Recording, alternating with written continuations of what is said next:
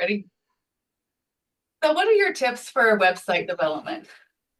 So I am a huge fan of Squarespace. I'm actually pulling mine up right now because I was just chatting a little off camera with Kathy about some things that I love about it. So it is more user friendly.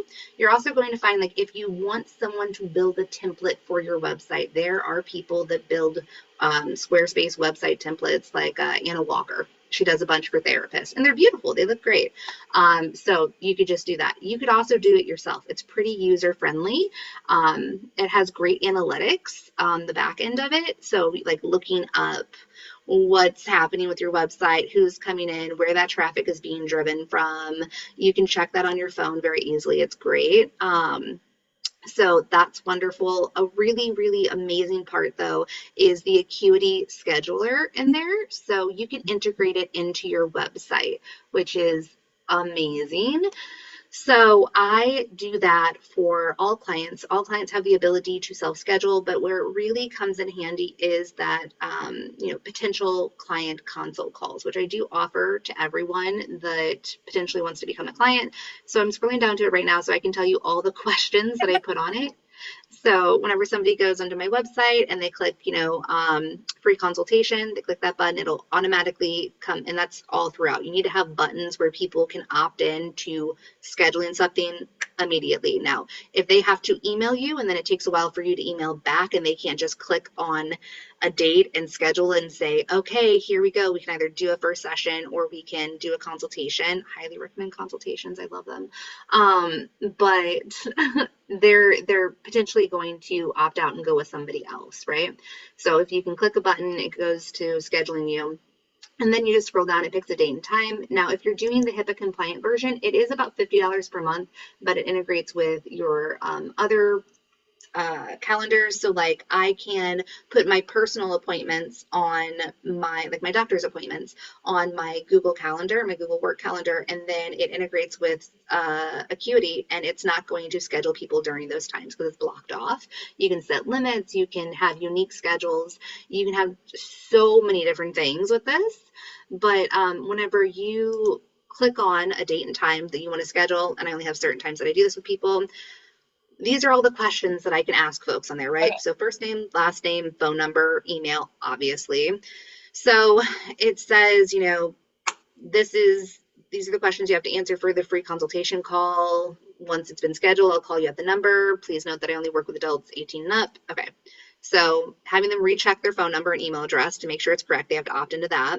Are you currently in or plan to be licensed in the state of Missouri or Florida for your session, the two places that I can perform therapy? Are you inquiring about 90-minute sessions, weekly or biweekly? That's for my co-therapist, Erica. EMDR extended sessions, 3-hour sessions, and EMDR intensive programs, so multi-days in a row, or are you undecided? So already know what they're thinking going into it so we can kind of assess if that's best fit.